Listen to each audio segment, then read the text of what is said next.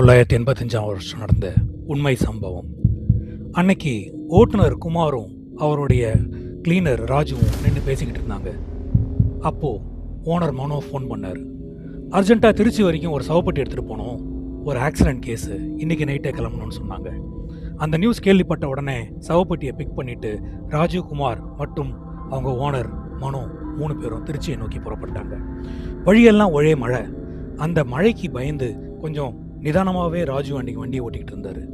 அவருக்கு துணையாக பக்கத்தில் குமார் ரோட்டை பார்த்து வழி சொல்ல, எப்பவும் துடுக்கார் பேசக்கூடிய மனு அன்றைக்கி மிகவும் அமைதியாக இருந்தார். திடீர்னு அந்த வண்டி ஹைவேஸில் நின்று போச்சு. அப்போது அங்கே சுற்றி பார்க்கும்போது வேறு வெளிச்சமே இல்லாமல் எந்த வண்டிகளும் இல்லாத ஒரு நிலை இருந்தது.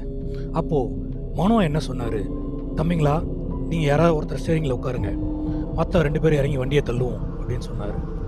வழக்கமாக ஈஸியாக நவரக்கூடிய அந்த வண்டி அன்னைக்கு ரொம்பவுமே கஷ்டப்பட்டுச்சு. காரணம், வண்டிக்கு அடியில் இருந்த சேராக இருக்கும் அப்படின்னு மனோ நினச்சார். ஆனால் விஷயம் வேறையாக இருந்தது.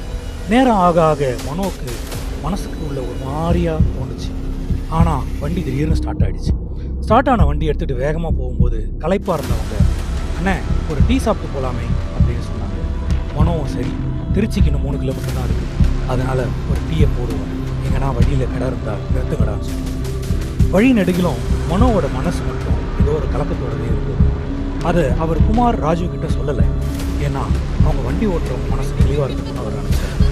அப்போது எதிர்பார்த்த அந்த டீ கடை வந்து, டீ கடையில் நின்று பார்க்கும்போது அங்கே ஒரு இரங்கல் போஸ்டர் இருக்குது.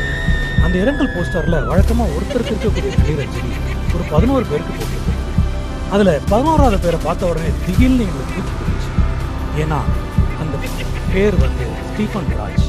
ஸ்டீஃபன் ராஜ் அப்படிங்கிற பேர் இவங்களுக்கு எங்கேயோ பார்த்த மாதிரி இருக்க, மனோ, டேய், நம்ம எடுத்துகிட்டு போகிற சவப்பெட்டி ஸ்டீஃபன் ராஜுக்கு தான்டா அப்படின்னு சொன்னாங்க. ஐயோ, என்னது இது, அந்த ஸ்டீஃபன் ராஜா? ஆமாம் தம்பி, உங்களுக்கு இந்த விஷயம் தெரியாதா அப்படின்னு டீ கடைக்காரர் கூப்பிட்டு, நேற்றுன்னு பெஞ்ச மழையில் திடீர்னு ஒரு வேன் தண்ணியோட தண்ணியை அடிச்சுட்டு போச்சு. அதில் 11 பேர் செத்து போனாங்களே, அதில் ஸ்டீஃபன் ராஜும் ஒருத்தர், அவர் நமக்கு வேண்டப்பட்டவர் தான் அப்படின்னு சொல்ல 3 பேரும் ஷாக் ஆகி மிகவும் அமைதியாக காரில் ஏறி உட்காந்து தங்களோட